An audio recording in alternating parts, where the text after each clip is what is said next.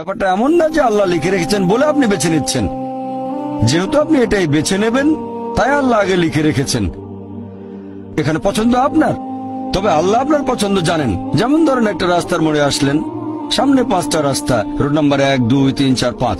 এখানে পছন্দ আপনার, বেছে নিতে পারেন রোড নাম্বার 1, 2, 3, 4, 5।